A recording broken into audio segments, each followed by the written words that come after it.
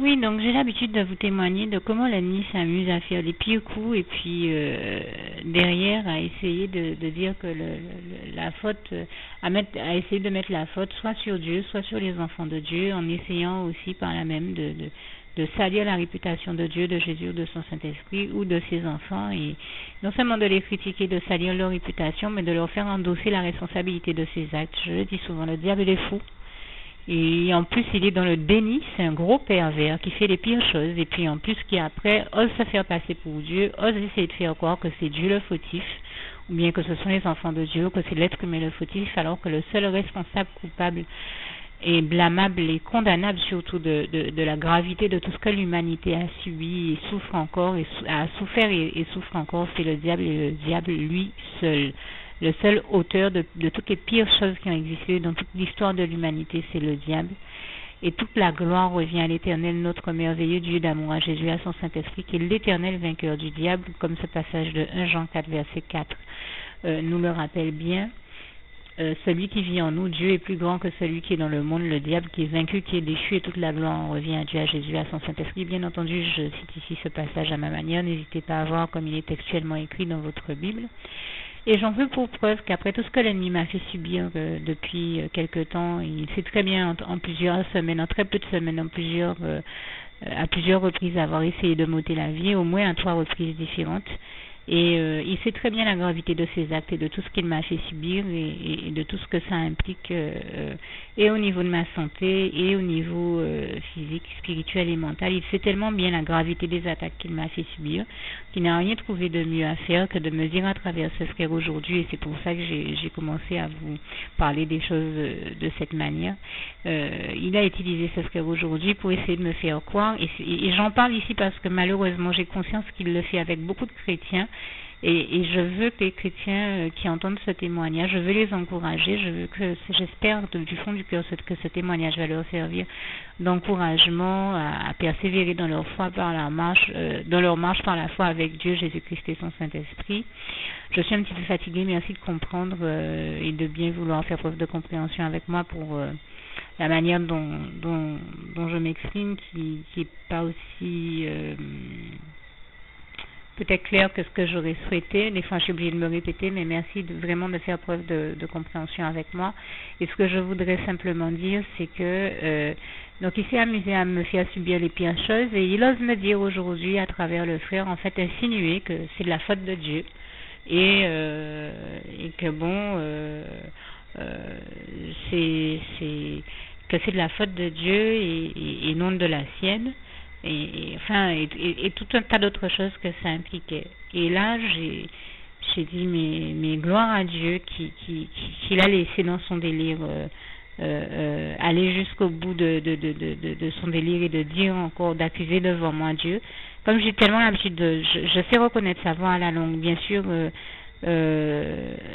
Bien entendu, je suis comme tout enfant de Dieu. Il y a des fois où il s'amuse quand il comprend comment Dieu nous parle, à imiter la manière dont Dieu nous parle pour essayer de se faire passer pour Dieu. C'est ce qu'il a essayé de faire là encore. Donc il y a des fois où malheureusement il arrive à aveugler certains chrétiens, certaines personnes, où il arrive à nous aveugler avec ça, et d'autres non. En tout cas, cette fois-ci, moi je rends grâce et gloire à Jésus qui m'a envoyé ses rayons de lumière, son esprit de lucidité et de discernement. Je dis vraiment toute la gloire revient à Jésus, puisque je pense encore à ce passage du psaume 36, verset 10 que j'aime tant. C'est par ta lumière, Seigneur Jésus-Christ, que nous voyons la lumière. Je le dis à ma manière. Eh bien, très sincèrement, très clairement, n'hésitez pas aussi à lire Éphésiens 5, verset 1 à 20, sur la lumière, que j'aime beaucoup également, autre passage sur la lumière que j'aime beaucoup. Et j'essaierai de vous mettre quelques passages sur la lumière donc dans ce témoignage, si je m'en rappelle. Si ce n'est pas le cas, merci dans le visuel de ce témoignage. Si ce n'est pas le cas, merci de votre compréhension, puisque très souvent quand je fais mes montages vidéo, je n'ai pas toujours malheureusement le temps de mettre tous les passages que je voudrais y mettre. Donc je rends grâce et gloire à Dieu qui m'a permis de me rendre compte que c'était l'ennemi qui racontait cette imbécilité-là, Et j'ai tout de suite reconnu que c'était lui, puisqu'il a l'habitude de raconter, de sortir ces histoires à dormir debout qui tiennent pas la route aux chrétiens, d'essayer de leur faire croire que tous leurs malheurs leur sont arrivés parce que soit c'est de leur faute, soit c'est parce que Dieu a voulu les punir, alors que Dieu ne cherche pas à nous punir, ou que Dieu a voulu les faire souffrir, ou qu'il faut qu'ils se soumettent à cette souffrance-là ou à ces malheurs-là parce que Dieu a voulu leur infliger, soit en correction, soit en punition. Enfin, vraiment, comme je le disais, Dieu n'est pas le père fouettard que le diable s'amuse à décrire. Il n'est pas du tout celui pour qui le diable essaie de le faire passer. Dieu est bon et Dieu est bon tout le temps, comme les passages du psaume 100 verset 5 nous le révèlent bien. Sa bonté durera toujours et sa fidélité.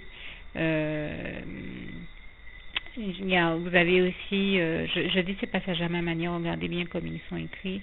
Dans le psaume 34, verset 10 à peu près, ce passage qui dit, verset 9 à 10, qui dit sentez et voyez comme l'Éternel est bon, et il est bon en tout temps, il est excellent, il est merveilleux, je n'ai rien connu de meilleur que Dieu, que son amour, que l'amour de Dieu, de Jésus-Christ, de son Saint-Esprit. Et c'est pour ça que j'aime d'ailleurs autant ce passage de Jérémie 31, verset 3, qui dit de loin l'Éternel se montre à moi et il me dit je t'aime d'un amour éternel, voilà pourquoi je te conserve ma bonté.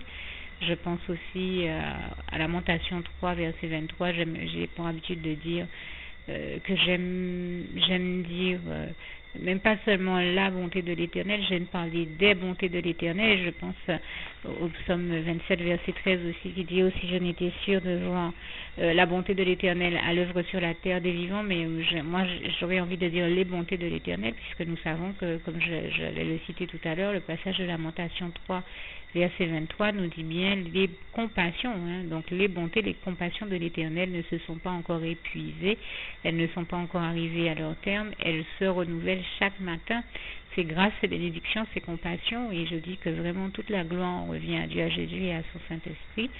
Et donc j'invite tous les chrétiens qui eux aussi vivent des épreuves, sont éprouvés, vivent des malheurs, à ne jamais oublier que comme il est écrit dans les versets 16 à 18 de toujours ce même psaume 34 que je trouve merveilleux, que j'invite tout le monde à lire, donc j'invite tout le monde à prendre connaissance notamment du verset 5 au verset 20, eh bien le malheur atteint souvent le juste, mais l'Éternel l'en délivre toujours, comme il est écrit, comme je disais, vers les versets 16 à 20.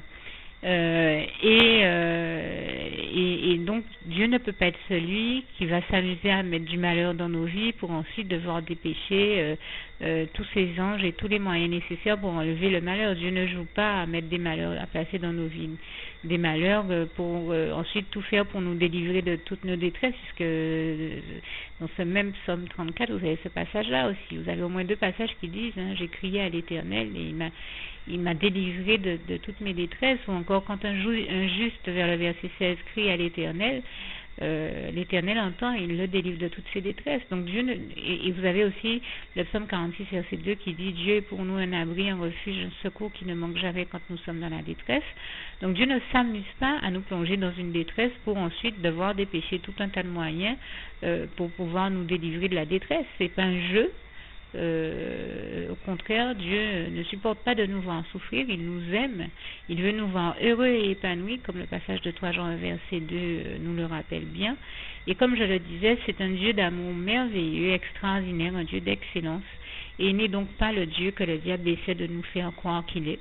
C'est le diable qui est à l'origine de toute souffrance, de tout malheur et tout événement négatif qui existe sur cette terre et dans la vie des êtres vivants et humains. Et donc, il est hors de question que qui que ce soit croit le diable quand il raconte, lui qui est le père du mensonge, comme il est écrit en Jean 8, versets 41 à 47, 48 à peu près. Il est hors de question de le croire quand il raconte ses inepties et ses mensonges, et en particulier ce qu'il fait sur Dieu, en essayant de faire croire aux gens que Dieu est responsable du malheur qu'ils sont en train de vivre ou de subir. Ce n'est pas vrai. Le seul qui en est le responsable, c'est le diable, et le seul qui nous en délivre toujours, c'est Dieu. Et toute la gloire revient à Dieu, à Jésus et à son Saint-Esprit, comme ce passage donc du psaume 34 que je viens de vous citer vous le démontre bien. Donc c'est vraiment le diable qui raconte n'importe quoi. Ne croyez pas ce mensonge. Et j'en parlais donc avec le frère aujourd'hui, en lui disant, tu vois, continue à aimer ton Dieu, continue à aimer l'Éternel, notre merveilleux Dieu d'amour, et à lui faire confiance. C'est un Dieu magnifique, c'est un Dieu merveilleux. Il n'y a pas de mots pour décrire à quel point il est bon, il est extraordinaire, il est merveilleux. Pour moi, même ces mots-là que j'emploie sont même réducteurs par rapport au Dieu extraordinairement bon qu'il est. Et merveilleux. Je vous dis, je trouve même pas de mots pour décrire à quel point il m'émerveille, à quel point je continue à être subjugué par sa gloire, par la splendeur glorieuse de son règne, comme j'aime à le dire, et à rappeler ce passage du psaume 145, versets 8 à 21. Donc ce n'est pas Dieu qui peut être à l'origine de quelconque malheur que nous vivions, mais bien le diable et le diable seul. Il en est le seul responsable et qu'il ne cherche pas à faire Dieu endosser la responsabilité de ses actes à la con. Je le dis comme je le pense, de ses inepties, de ses débilités, de ses perversions, de ses actes pervers, parce qu'il nous fatigue, on en a marre de lui, et il ose dire encore que c'est de la faute de l'Éternel, notre merveilleux Dieu d'amour. Eh bien, je peux vous assurer que ce n'est rien d'autre que ces mensonges. Et le petit frère en Christ que j'aime tant, avec qui j'étais en train d'en parler, dont je vous parle depuis le début de ce témoignage, est quelqu'un qui malheureusement fait partie des chrétiens dont le diable attaque la foi en essayant de leur faire croire que leurs problèmes leur viennent de Dieu, alors qu'en réalité ils viennent de lui. Et il osait essayer de me faire penser à moi aussi en racontant ces inepties-là dans la bouche du frère. Et je l'ai très rapidement arrêté en lui disant que là, je suis fatiguée de l'entendre dire que c'est Dieu qui... Il fait des bêtises, il se cache et puis il dit que c'est Dieu. Et comme on ne le voit pas, alors il se dit qu'on ne va pas se rendre compte que nos problèmes proviennent de lui. Mais c'est quand même n'importe quoi. Sous prétexte qu'il est invisible, il essaie de faire croire que c'est Dieu. Et non, mais c'est un petit peu trop facile. Parce que Dieu nous aime tendrement. Dieu est celui qui nous délivre toujours. Et je rends grâce et gloire à Dieu qui nous sauve de tous ses méfaits. Et je rends grâce et gloire à Dieu pour tous ses bienfaits. Et aussi parce que justement, on peut rajouter à la liste incommensurable et innombrable de ses bienfaits, indénombrable tellement il y en a et toute la gloire revient à Dieu. Eh bien, on peut rajouter à la liste de toutes les merveilles, miracles, prodiges, et bien fait que Dieu accomplit envers nous, et bien le fait qu'il nous protège toujours de tous les méfaits du diable, de toutes ces mauvaises actions et des malheurs qu'il sème dans nos vies. Et très souvent, il m'arrive de me dire, mais comment est-ce que Dieu fait pour faire le miracle de tout faire tenir dans ce monde-là, où tout est fait pour que, je sais pas comment vous dire ça, on a la sensation que tout est fait pour que on n'y arrive pas, que l'humanité ne surmonte pas, ou ne survive pas à la gravité de tout ce qui s'y passe. Eh bien, moi, je vous dis, franchement, moi, je rends grâce et gloire à Dieu parce que sans lui, je ne vois pas comment j'aurais pu faire, comment on aurait pu faire pour survivre et dépasser et transcender tout ce que nous voyons, que nous vivons au quotidien, où dans ce monde-là, tout est fait par le diable pour le détruire ou pour détruire l'humanité. Pourtant, Dieu réussit à faire l'exploit de nous maintenir en vie, de continuer à nous inspirer, de créer de belles choses et en plus de créer de très jolies choses. Moi, je dis que vraiment toute la gloire revient à Dieu, à Jésus, à son Saint-Esprit, notre merveilleux Dieu d'amour, et qui est le seul à tout faire tenir et à tout amener à l'existence et à tout maintenir à l'existence, ainsi que nous-mêmes, notamment en nous bénissant, en nous donnant son souffle de vie. Eh bien, je peux vous dire que moi, je continue à être admirative et à rendre grâce et gloire à Dieu parce que je fais partie, je vous dis, de ces milliers de chrétiens. On en discute souvent entre chrétiens. On se dit, mais comment Dieu fait pour faire toutes les choses tenir dans ce monde-là? C'est un miracle qui ne tient, c'est un miracle de vie qui ne tient qu'à lui, il n'y a que Dieu qui a pu créer un tel miracle et qui sait comment, lui qui est le créateur de toutes choses et toute la gloire lui revient, maintenir sa création et la machine de sa création en œuvre, alors que le diable fait tout pour mettre son grain de sel, essayer de faire dérouter la machine, essayer de faire en sorte que la machine ne tienne plus ou que la création ne continue plus à vivre. Grâce et gloire soit rendue à Dieu, à Jésus, à son Saint-Esprit qui réussit à tout maintenir en bon état de marche, dans le meilleur état de marche que possible, qui réussit l'exploit de faire que tout ça tient, que tout ce système-là tienne, que le système que Dieu a créé tienne, que sa création tienne, il continue à se développer. On est arrivé à un degré de développement, beaucoup d'entre nous sommes étonnés de voir jusqu'à quel degré de développement Dieu nous a amenés, et je lui rends grâce et gloire, lui qui est l'auteur de toute amélioration, innovation technique, technologique, médicale ou autre, toutes les belles avancées, que ce soit sur le plan médical, de la création, que ce soit artistique, technologique, au niveau des nouvelles technologies aussi médicales et autres, c'est Dieu qui en est l'auteur. Toutes les bonnes et belles choses et innovantes qui existent nous viennent du Créateur, le plus grand de tous les novateurs, l'Éternel, notre merveilleux Dieu d'amour. Et je lui rends ici encore grâce et gloire pour tout ça, mais c'est vrai que nous sommes des milliers à contempler sa gloire et à nous demander, mais comment est-ce que Dieu fait pour faire le miracle de faire tout ça tenir quand on voit à quel point le diable attaque massivement l'humanité et fait tout pour la détruire.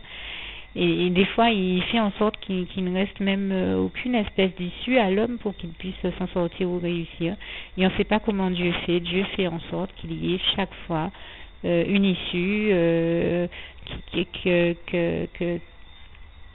que nous puissions nous en sortir. Et je dis vraiment toute la gloire en revient à Dieu, à Jésus, à son Saint-Esprit, parce qu'il n'y a que Dieu qui réussisse à faire de telles merveilles, des choses aussi belles, aussi magnifiques. Et personnellement, je lui rends vraiment, vraiment grâce et gloire. Toute la gloire en revient à Dieu, à Jésus, à son Saint-Esprit. Merci Seigneur, je t'aime et nous t'aimons, nous tous tes enfants. Voilà, je tiens juste à préciser que quand je dis que nous sommes des milliers de chrétiens à se demander comment Dieu fait l'exploit de tout faire tenir et de tout maintenir en vie dans ce monde et de tout faire continuer à exister, de tout amener à maintenir à l'existence, et nous lui en rendons grâce et gloire pour cet exploit, ces merveilles et ces miracles qu'il continue à faire tout le temps, comme j'aime à citer ce passage de Job 5, versets 8 à 9 qui nous le rappelle très bien.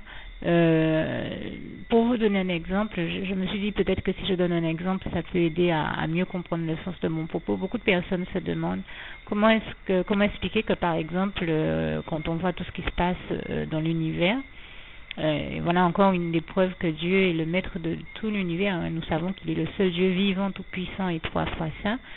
Mais la preuve qu'il est au contrôle de tout ce qui se passe dans l'univers, c'est que beaucoup de personnes se demandent comment expliquer qu'avec toutes les comètes qui circulent, il n'y en ait pas encore eu une qui, par exemple, il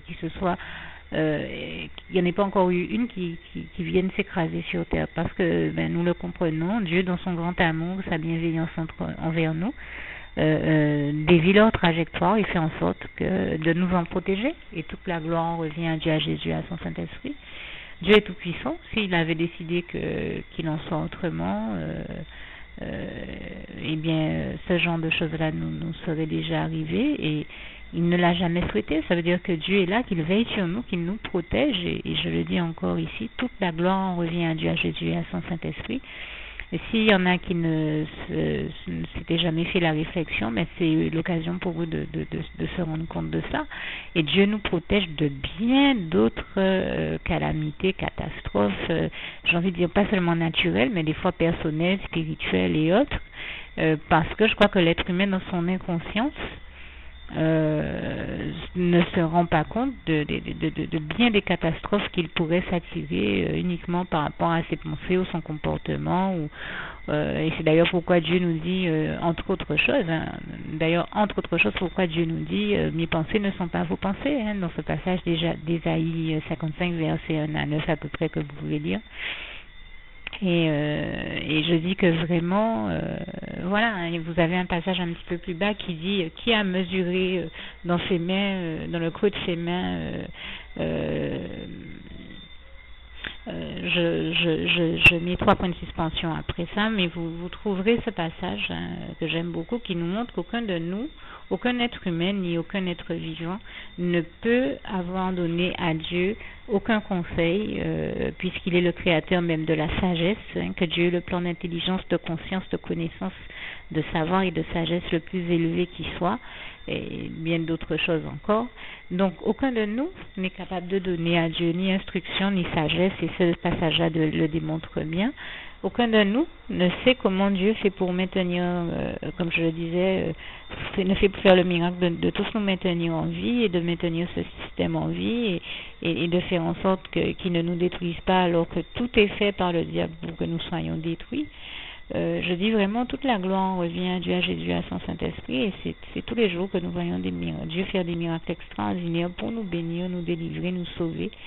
Et moi, je lui rends vraiment grâce et gloire. Je lui tire mon chapeau. Je ne trouve pas de mots pour dire à Dieu ma reconnaissance et mon émerveillement devant le Dieu merveilleux qu'il est, le Dieu d'amour, de beauté, d'amour, de lumière, de joie, de justice, le Dieu merveilleux qu'il est. Et donc j'essaie tout simplement, humblement, de lui dire mon amour, ma gratitude, ma reconnaissance pour toutes les œuvres merveilleuses, la grandeur de son œuvre et les œuvres merveilleuses que je le vois accomplir dans la vie des uns et des autres. Et je vous dis heureusement que Dieu est au contrôle de toutes choses. Et parce que je vous assure que le diable a beau le savoir, il n'aura pas une occasion de foutre un bordel. Je parle un peu crûment, mais c'est pour vous dire comment on le voit hein, tous les jours, nous chrétiens, faire les pires choses, que ce soit dans les relations humaines, que ce soit même des fois amener un être humain lui-même, même quand il est tout seul à faire des conneries, à forte raison quand il y en a d'autres autour. Et tout est fait, c'est comme si vous étiez sur l'autoroute et que le diable faisait tout pour qu'il y ait, je ne sais pas moi, des carambolages ou des accidents. Et c'est parce que Dieu met sa main, et je rends grâce et gloire à Dieu, que Dieu évite les pires choses, que Dieu nous évite les pires malheurs, les pires accidents, les pires carambolages, les pires choses, toutes les pires choses qu'on pourrait imaginer pour ne nous permettre de vivre que les meilleurs. Et vraiment, je dis toute la gloire revient à Dieu, à Jésus, à son Saint-Esprit. Je lui rends vraiment grâce et gloire. Parce que je peux vous dire que nous faisons partie des chrétiens qui voyons le diable faire les pires choses en longueur de journée. Et c'est parce que Dieu intervient chaque fois qu'il nous en sauve, qu'il nous en protège, que nous tenons debout. Je peux vous le dire. Et je dis vraiment toute la gloire revient à Dieu, à Jésus, à son Saint-Esprit. Et le pire, c'est qu'il aveugle l'humanité à un point que les trois quarts des gens qui n'ont pas encore compris à quel point Dieu nous bénit, à quel point Dieu agit pour nous, comment Dieu nous aime et comment il nous protège, que les gens ne se rendent pas compte de tout ce que le diable fait pour détruire l'humanité au quotidien. C'est des choses très très graves et j'ai hâte que ce jour où nous serons tous à genoux devant le Seigneur, où tout genou fléchira devant le Seigneur Jésus-Christ, devant Dieu Jésus-Christ et son Saint-Esprit, où tous nous serons avec le Seigneur pour nous révéler, nous montrer la vérité sur tout ce qui a été, qui a existé et tout ce qu'il souhaite nous dire et nous montrer. J'ai hâte que ce jour-là arrive enfin, j'ai hâte que le retour du Seigneur Jésus arrive enfin. Je sais que nous sommes des milliers, pour ne pas dire certainement des milliards sur terre à dire Jésus, reviens vite nous chercher. Nous attendons avec impatience ton retour, mais je peux vous dire que j'attends ce jour où Dieu démontrera à chacun la vérité et nous enseignera bien des vérités que nous sommes certainement des milliers à ne pas avoir vues et avoir besoin d'apprendre, de comprendre, d'intégrer, d'engrammer et nous avons besoin de Dieu pour nous révéler ces vérités-là. C'est pour ça qu'il est entre autres écrit en Jean 14, verset 6, que Jésus-Christ est le chemin, la vérité et la vie, et qu'il nous dit aussi notre merveilleux Jésus d'amour qui est venu nous apporter la vie et la vie en abondance, comme il est écrit en Jean 10, verset 10, et qu'il nous dit aussi en Jean 14, verset 19, parce que je vis, vous vivrez aussi. C'est parce que Jésus vit que nous vivons. Moi, j'ai l'habitude de dire que je ne respire que parce que Dieu, Jésus-Christ et son Saint-Esprit m'ont sauvé la vie. C'est parce que Jésus vit que je vis et toute la gloire lui en revient. D'ailleurs, il y a quelqu'un qui m'a dit un jour, si toi tu es vivante après tout ce qu'on a fait pour te tuer, c'est parce que c'est la preuve même que Dieu vit. Et oui, c'est écrit dans la parole de Dieu en Ésaïe 48, verset 17. J'espère que je ne me trompe pas de passage.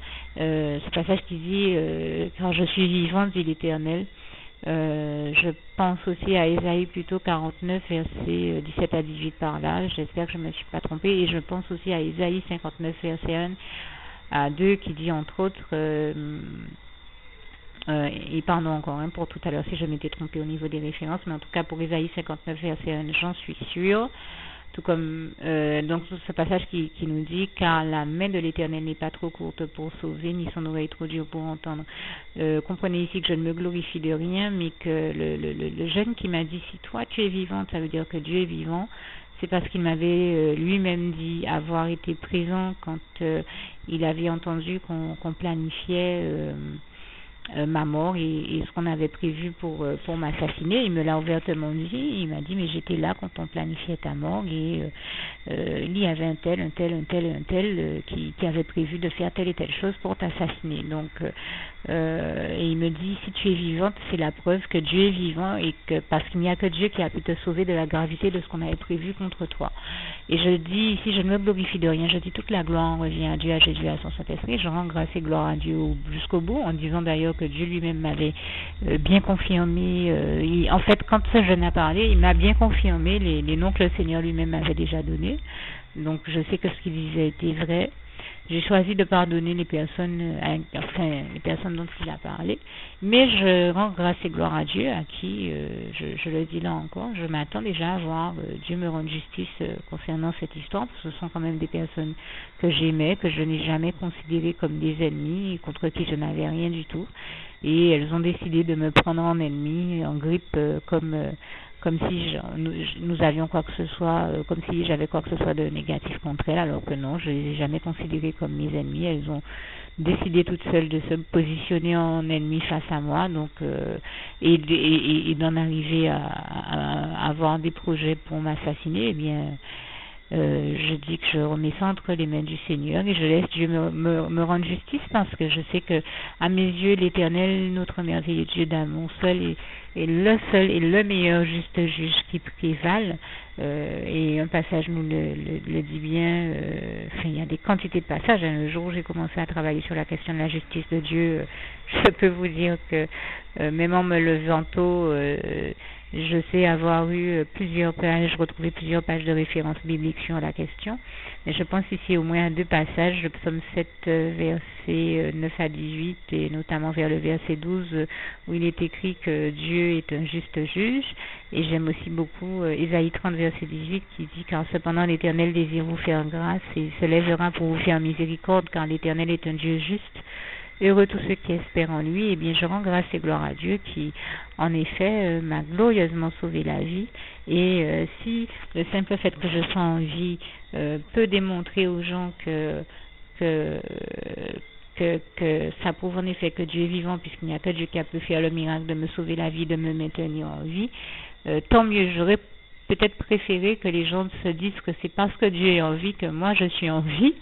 Bon, il y en a qui font l'équation inverse, mais enfin de toute manière, vu que ce sont des égalités, ça revient au même, on va dire que c'est du pareil au même, mais comprenez que je ne me glorifie surtout ici de rien, toute la gloire revient à Dieu, à Jésus, à son Saint-Esprit. Je préfère qu'on retienne en effet que, comme il est écrit en Jean 14, verset 19, c'est parce que Jésus vit que je vis, et toute la gloire lui en revient. On revient à Dieu, à Jésus, à son Saint-Esprit.